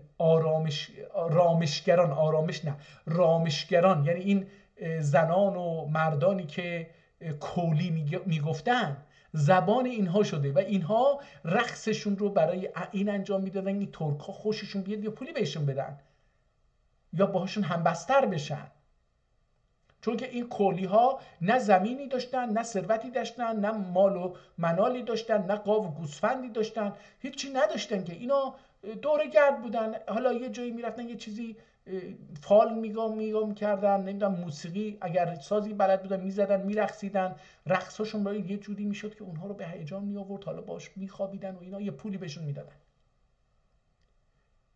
برای همینه که زبان فارسی چیز کرده، زبان شعر و رقصه، به خاطر همینه. و اونم رقص نه رقص پایین تنه یا سینه ها، برای اینکه این مردانی که دارن تماشا میکنن اینها رو به هیجان بیاره، خریدار باشن. مالشو داره عرضه میکنه دیگه، آقا این باسنشو تکون میده که آقا مال منو ببین، بیا بخر دیگه این مال رو، چه بخوایم چه نخوایم. درسته ولی اینه این زبان فارسی زبان بسیار پایینی بوده، زبان دربارم هیچ وقت نبوده، زبان پایین بوده، یعنی زبان چی بگیم، حالا گفتم دیگه. حالا من قبلا ها در گناستیوی به استناد یکی از این مورخان، حالا من معتقد نیستم که این سفرنامه نویسان غربی بی‌طرف هستن. من معتقدم اینها جاسوسانی بودن که برای تحقیر جامعه ملل شرقی، جوامع ملل شرقی، همه چیز رو تغییر دادن. حالا درسته که در اینجا زشتی ها و بدی های زیادی بوده و هست، هنوزم هست، و اما اونها این رو بدتر هم نشون میدادن تا اون انسان بودن رو از اینها بگیرن، تا غربی ها بگن اوکی اینها که انسان نیستن، ما میتونیم اینها رو بکشیم، جهان از اینها خالی به. ولی اینها این در مثلا در دوره صفوی یکی از اینها چیچی شروین چیچی میاد در صفوی، دربار صفوی، ایشون می‌نویسه آقا تو دربار برای همین دورگردها بود زبان فارسی. زبان فارسی زبان تحقیرآمیزی بود. حالا این رو دیروز دیدم، احتمالاً که دوباره ببینم یا پیداش بکنم متنشو، حتما دوباره این رو تو اینستاگرام پخش میکنم تو دوستان ببینید.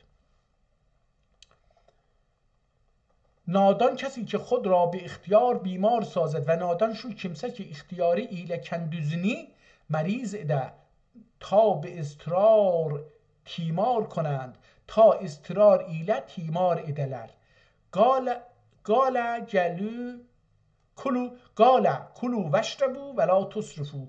قال اشاره میکنه به قرآن که الله گفت، یعنی قطعه می کند کسب اشتها خواجه اشتها کسب ایلر تا به آن رخنه تا به آن رخنه ور مزاج کند، رخنه در مزاج کند تا آنن لمزاج ده رخنه ایده. رخنه گدک بونده ضرر مراد دور. رخنه کردن احتمالاً باشه، رخنه کردن نیست.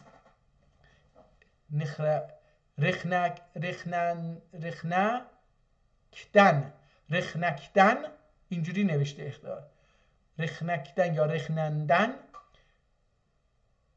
بونده ضرر، این ه رو با رنگ قرمز گذاشته، بونده ضرر مراد دور. حالا میگه که این رخنه به منظور ضرر هستش. و حالا بریم صفحه، خیلی دیگه توضیح اضافی دادم، بریم صفحه 50 و همین بریم 50، چون خیلی دیره، فکر کنم بیش از یک ساعته که الان 1 ساعت و 20 دقیقه است، 18 دقیقه است تقریبا. صفحه 50 یه مقدار از این صفحه 50 بخونیم. اینجا گفته که این یسر از لبید یسر را طلبید اول یسری طلب ایلدی.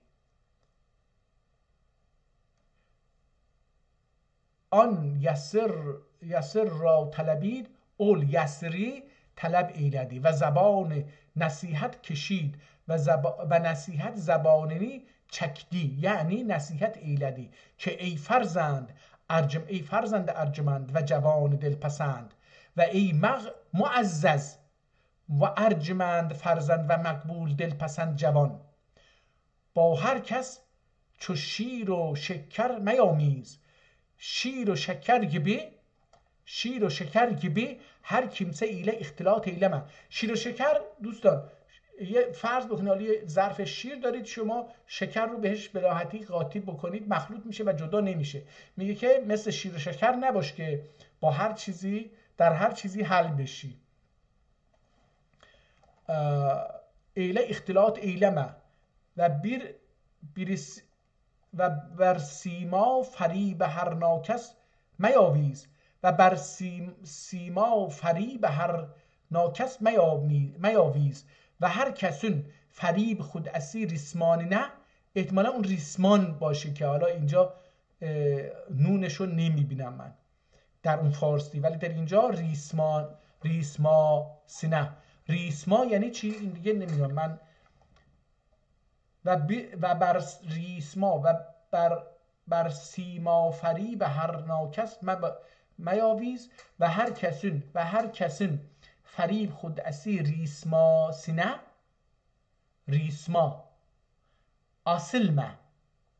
اینجا آ رو کلاه که باید بذاره بالای آ با رنگ قرمز گذاشته. یعنی بعضی جاها حالا دارم متوجه میشم که صدا رو گذاشته.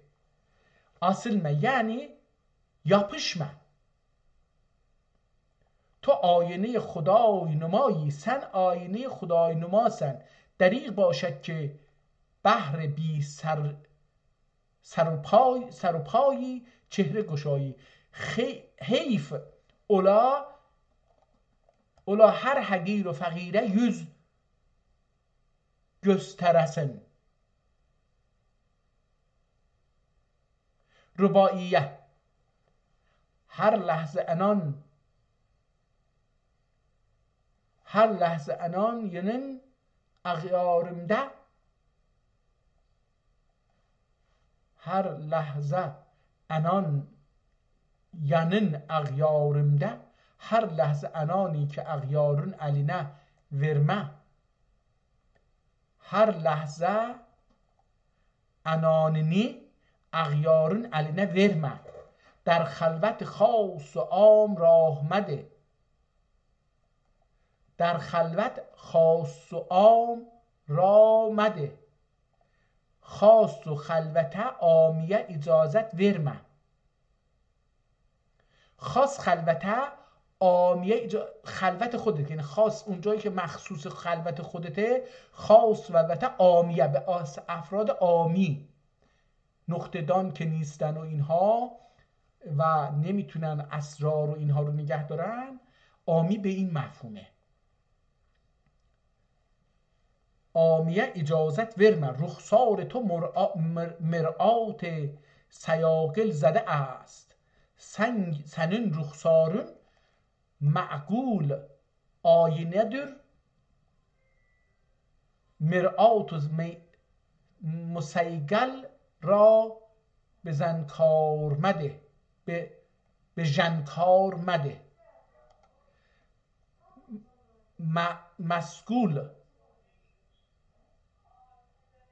مسگول آینسینی ژنگاره ورمه. ژنگار تاس، ژنگار رو معنی کرده به معنی تاس. تاس هم به معنی کاسه هست یا سینی، یه چنین چیزی. مراد her şehvet pereste iltifat edip ruhsarını gösterme demektir. Nesr چون آن شیرین پسر، چون اول شیرین پسر این نصیحت بشنید، bu نصیحتی eşitti بر وی تلخ آمد.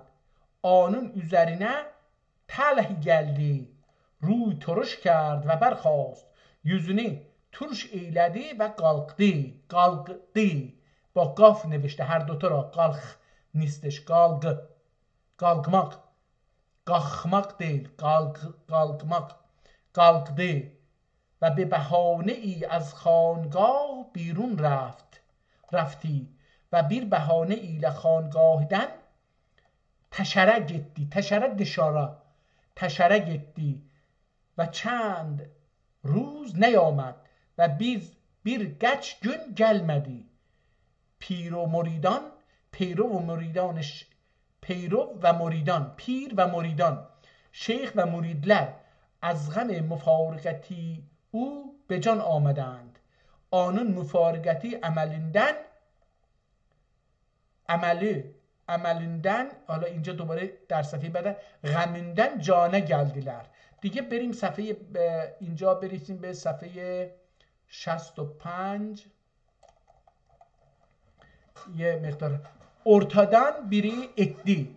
حالا یکی از وسط برخواست یه حرفی گفت. هر که دو چشم بینا ندارد، هر کسی که görücü iki çeşmi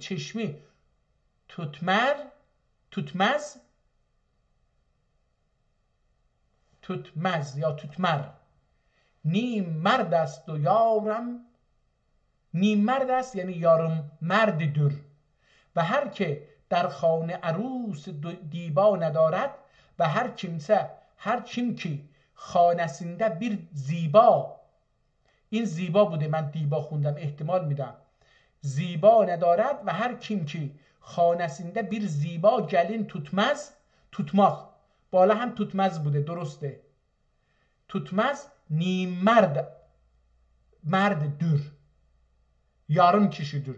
Her kesi ki evinde güzel bir hanımı olmasa, gelini olmasa gelin tutmaz، evinde bir gelini olmaz yani hanımısı olmaz، میگه این هنوز مرد نیست، نیم مرده. و هر که وقوف بر سیاحت دریا ندارد نیم مرد است، و هر kim ki deryada yüzmeye vukuf tutmaz نیم مرددür. نابینایی در مجلس حاضر بود، نابینایی در مجلس حاضر بود، bir کمچسته حاضر ایدی. حالا اینجا جالبه، اینجا یه کلمه نوشته به جای نابینا، ترکی اینو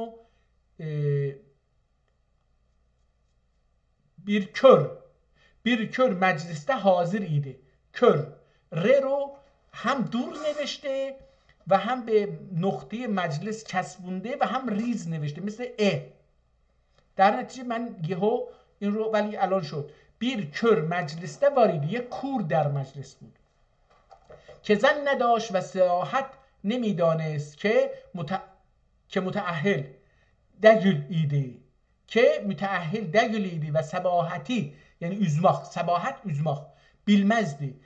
Bang bər vey zad ki ey aziz، ol kimsə üzərə bang ürdü یعنی تولید کرد، فرستاد. بانگ ürdü که ای عزیز عجب مقدمه گفتی، bir عجب مقدمه dedin و مرا از دایره مردی چنان دور انداختی و beni merdilik dairesinden Angelay'ın دور. حالا اینجا این کلمه رو یه جوری نوشته که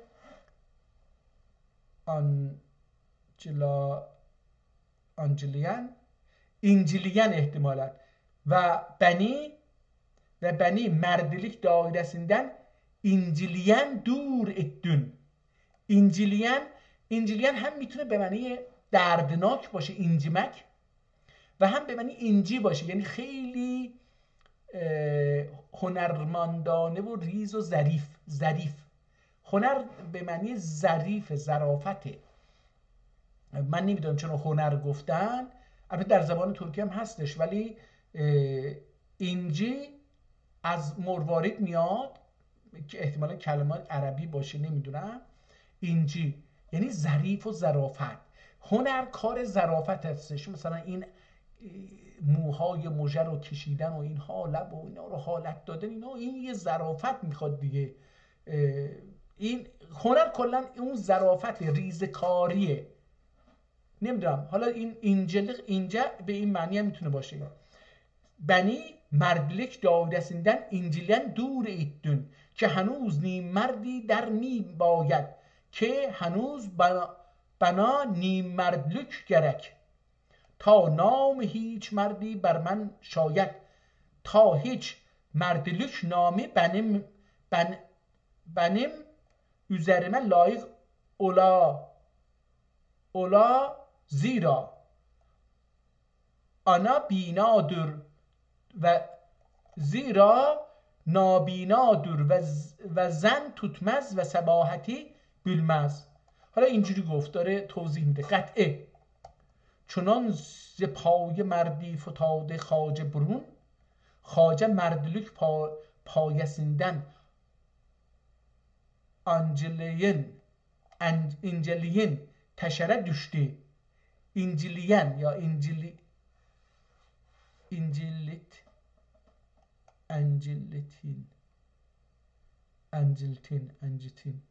inciten احتمالاً خواجه مردlik پارesinden یا payesinden inciten teşere düştü ز بس فسردگی و هام بیشی و سردی.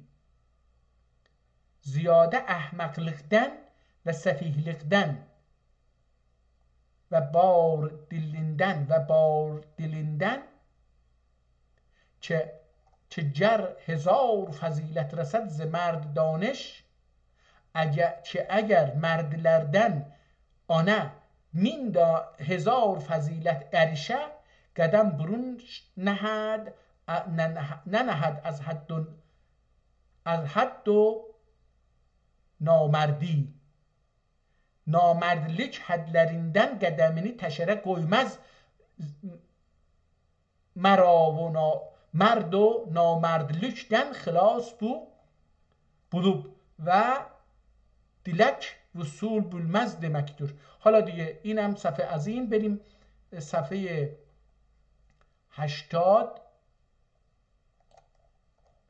یه مقدارم از اینجا بخونیم. حالا اینجا و بیت شعری هستش یا لیت شعری هستش. نولیدی بنم علیهم اولیدی علمیم اولیدی ببخشید نولیدی بنم علمیم اولیدی آیه فضیلت و اجل من الشعر یا شعر شعرden جلیل رک قنقی فضیلتtir. قنقی قطعا یا کلن عموما شعرden جلیل رک قنقی فضیلتtir و ای سحر اجزا لمن حاز سحر و bir حالا اینجا bir سنهردن عظیمرک حالا این چی میتونه باشه؟ احتمالا bir سحردن عظیمرک گنغی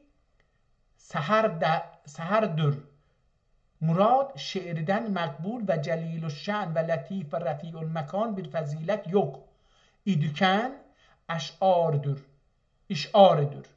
Fazilet muannas kelmeyiz muannas. Aya gibi sehr mezkurdur ey dedi. Tahtel arşi kunuzun mefatihiha el-senetu şuara. Piş sebebiyet sıfat kibriya. پیشپیسی یعنی نمیدونم این یعنی چی. پیشپیسی سببیت صفت کبریا پس شعرا آمد و پیش انبیا. چی شد؟ یه قاطی کرد اینجا. ابیات هیچ شاهد چو سخن موزون نیست. هیچ سخن gibi موزون و زیبا شاهد یoktur. خود شاهد به معنی زیبا هست. خودش در ادبیات فارسی به معنی زیبا به کار میره.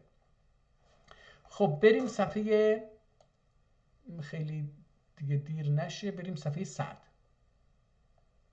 یک صفحه دیگه هم میخونیم و کتاب رو تمام میکنیم. فکر میکنم نزدیک 2 ساعته الان 1 ساعت و 34 دقیقه.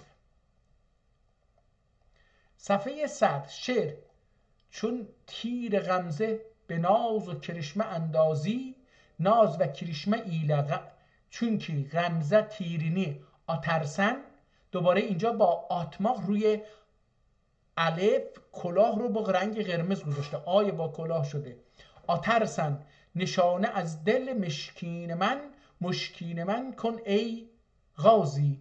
ای غازی به معنی جنگنده. نشانه‌ای benim مشکین گگلومدن ایله یعنی این نشانه رو تو دل من هست اونو بزن. نخست با تو به دل بازی اندر آمده ام به تو نخست با تو به دل بازی اندر آمده ام اول سنون ایله دلبازlığa gelmişم. اینجا احتمالاً دلبازlık هم به معنی عاشقی هست هم به معنی این دل زبان بازی یعنی گفتگو. دلبازlığa gelmişم چون دل نماند و تن در دهم به جا نیازی نبازی یا نیازی. حالا اینجا چین خیلی نقطه ها به هم گره خورده. چون که گöglüm galmedi can bazlığa riza verdim. دلباز گögül فدا edici. دلباز رو داره معنی ترجمه میکنه. دلباز gönül فدا edici جان فدا edici معناsı nedir؟ چو هیچ زخم تو ای دوست بی نوازش نیست. چو هیچ زخم تو ای دوست بی نوازش نیست. ای دوست çünkü senin زخمın ve جورun دل نوازش و مرحمتسیز değildir. حالا میگه منو زخمی کن بعد بیا من نوازش کن. اینجوری سرمون بشکن بعدشم دارو بذار. مرا به غمزه بزن تا به بوسه بنوازی. بنی غمزه ایله اور تا بوسه ایله اخشیسن. اینجا وور نگفته، اور گفته، یا اوز حتی میشه گفت. این رو تا، نه این نقطه تا هستش، اور. بنی غمزه ایله اور. پس وور قبلا در گذشته وور بوده، اور بوده، اور وور، امروزه شده وور. اور تا بوسه ایله اخشیسن. اخشماخ نوازش کردن. و همچنین اخشماخ چی هستش؟ حالا مثلا بچه‌مون هست یا یک کسی که دوست داریم بغلش میکنیم، این حالا رو سینمون اینها، مثلا موهاشو دست میکشیم و اینا میبوسیم و میگیم سن منم عزیزم سن، گلوم سن، نازم سن. این چیزایی که میگیم این نوازش کردنه. این در ترکی میشه اخشماق. همه این اعمال میشه اخشماق. ولی بیشتر صدا هست، یعنی یه جوری شما اون رو تعریف میکنید اینجوری: 1000 عاشق داری من از 1000 یکم. بین عاشق tutarsan ben ol binden biriyim. به من نیایی از آن تا همه نپردازی. bana gelmezsen ta ki ol 1000 aşıkdan فارغ olmayasın ve muradları hasıl etmeyesin. Murad cemisinden ahgar ve bigudret benim.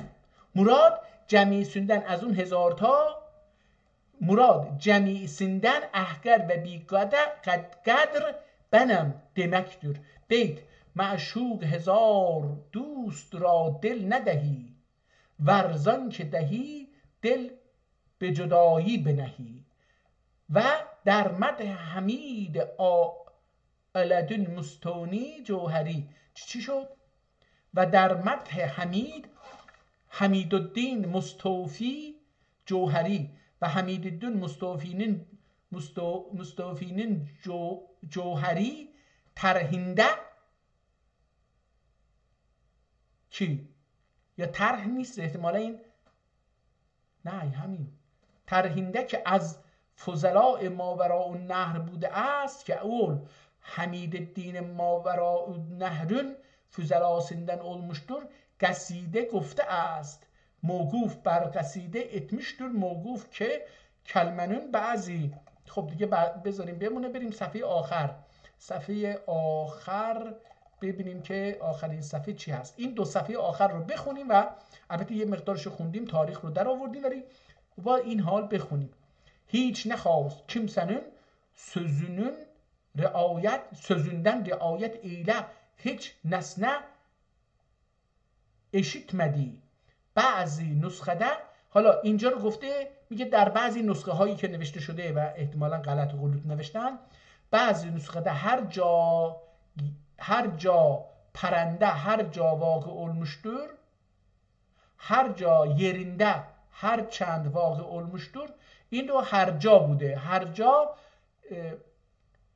به جای هرچند بوده دیگه. میگه حالا در این جمله‌ای که در بالا بوده ما ندیدیم، میگه که در اونجا یک کلمه به کار برده، هرچند یا هرجا، ببخشید هرجا بوده. میگه در بعضی از نسخه ها به جای کلمه هرجا بنویسن در اون شعر یا در متنی که جامی نوشتن هرچند. بعضی نسخده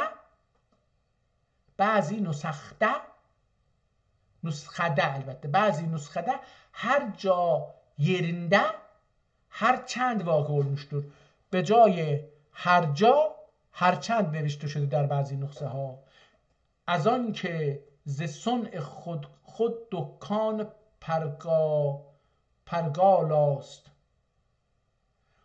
ol kimsenin ki kendi sanatinden dükkanı meta ile پردور. پرکالاست اونم، پس من اشتباه خوندم فارسیشو. آن را که ز صنع خود دکان پرکالاست. این اینجوری بوده. اول kimsenin ki kendi sününden dükkanı meta ile پردور. پür. دلالی کالای کسانش نه سزاست. دلالی کالای کسانش نه سزاست. Kimselerin metaünün dellallığı ana layık değildir. Kala, meta ve kumaş demektir. Nasr, ümidvar به مکارم اخلاق مطالعه کنندگان. مطالعه edicilerin mekarim ahlakına ümidlü legüm. Ahlak cem-i hulkudur. Mekarim cem-i keremdir. Ahlak kıyas üzerinin manasınedir. Ahlak kıyas üzerinin manasınedir. Hasil mani budur ki mutale edici kişi okuyucularına bu huylarına bebخشید mutale edicilerin bu huylarına اعتماد و ümidli lücum آنچه oldur ki آنچه رو داره معنی oldur ki چون برخلالی مطلع شدن چون که bir خلل و noksan üzere müttali olalar به دامن عفو و اغماز بپوشند. عفو و اغماز دامنی ایله ستر ederler و درافشای آن به زبان عیب و اعتراض نکوشند و در افشای آن به زبان عیب و اعتراض نکوشند و عیب و اعتراض زبانی ایله آنون افشاسına سعی etmeyeler. چون ببینی ز آشنا عیبی چون آشنادن bir عیب göresen که بیگانگان نگویی به بیگانگان نگویی به اگر آنی بیگانelere söylemesen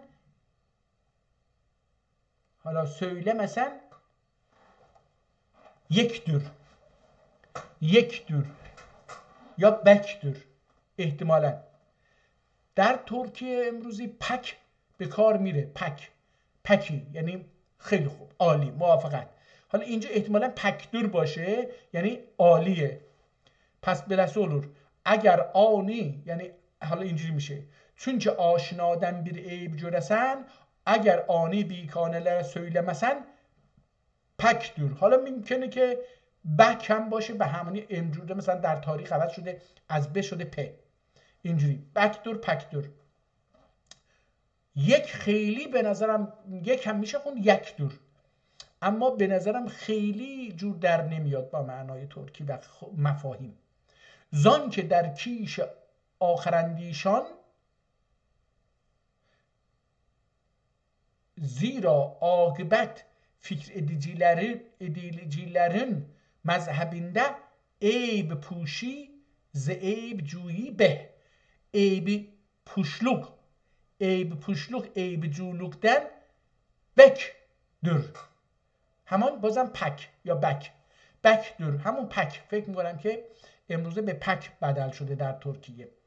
زیرا حالا ما در ایران زیاد به کار نمیبریم، اینکه ما اصلا زبان ترکی در حدود 150 سال 130 سال گذشته، 125 سال گذشته به تدریج از زندگی ما حذف شده و جاشو فارسی گرفته.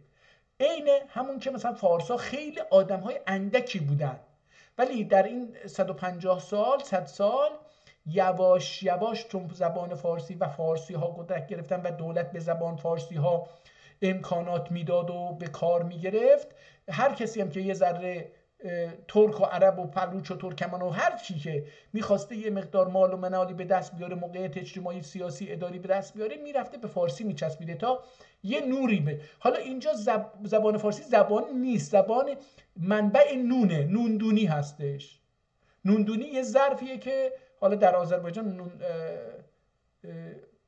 نمیدونم، حالا در فکر کنم در تهران نوندونی یه ظرف پلاستیکی هستش که نون رو میذارن داخلش که مثلا بمونه موش و اینا نخوره. زبان فارسی یه چنین چیزیه. خب چی گفت؟ عیبجویی به، عیب پوشی ز عیبجویی به، عیب پوشلوق عیب جولوگدن بکدور یا پکدور، زیرا حق تعالی حضرت ستار العیوب دور. بیت یقین بشنو از من که روز یقین، یقین بشنو از من که روز یقین نبیند بد مردم نیک بین. در تاریخ کتاب، حالا از اینجا به بعد در تاریخ کتابت داره، از اینجا به بعد که دیگه کلمات آخر این صفحه هستش، میگه که در تاریخ کتاب در تک و پوی خامه در این طرف نامه، تک و پوی خامه در این طرف نامه، بو طرف نامه و خامنون تک و پویی، که جامی بدو کرد تب آزمایی، که جامی اول نامه ایله تب آزمالیق ایلدی. طرف نامدن مراد bu kitaptır ki bunun ile azmayış tab etmiştir.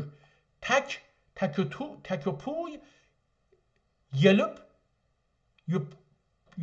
yüpürmek. gelip yüpürmek. تکوپوی این رو معنی میکنه که به چی هست؟ به تو که gelip yüpürmek. yüpürmek. gelip yüpürmek. این به معنی تکوپو هستش. حالا این gelip yüpürmek یعنی چی؟ خودش برای من که زبان ترکی رو میدونم یه معما هست. طرفه چی هست؟ طرفه عجیب معناسی نداره.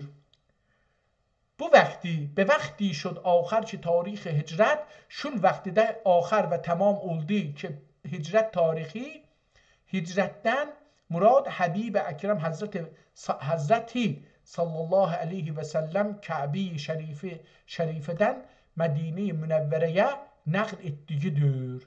شود 900 ار 8 بر وی فضایی، 900 olur اگر آنun üzerine 8 ziyade edesin. Pes bu kitap hicret tarihinin 892'sinde olmuş olur. Vel mes'ul minallah zil celal vel ikram, celal vel ikram sahibi Allah'dan mes'ul ve maksudum az zaferu be neylil meramil fawz be husnil khitam. Murad ve vusul bulmağa zaferdir ve hüsn-i hatemeye fawzdur. Neyl erişmek manasınadır. Fawz necat ve zafer bulmakdır. Ve salatu ve selamu ala Muhammedin ve alihil kiram ve salatu ve selam Muhammed üzere ve anın âl-i kerami üzere olsun ki cemi alem halgünün güzideleridir. Temme. این کتاب رو قبلا هم یه نسخه دیگری رو خونده بودیم که این نسخه یه غلطی که ما در اونجا متوجه شده بودیم، اینجا اون رو تو این نسخه این درست نوشته شده. به هر حال گرچه برای دومین باره اما یه مقدار بیشتر و راحت‌تر خوندیم این کتاب رو. شاید هم خطش با خود کتاب قبلی فرق داشت، ولی باز هم این نسخه هستش که بسیار بسیار منحصر به فرده. کلماتی که نوشته شده شاید نمیدونم به هر حال برای من تونستم بخونم بعضی یکی دو تا کلمه رو در این مجموعه صفحه هایی که تا الان خوندیم، احتمالاً 15 صفحه اینا خونده باشیم، 10-12 خونه حداقل صفحه خوندیم. به نظرم خیلی بهتر بودم و الحمدلله رب العالمین که خیلی بهتر حس میکنم خودم رو.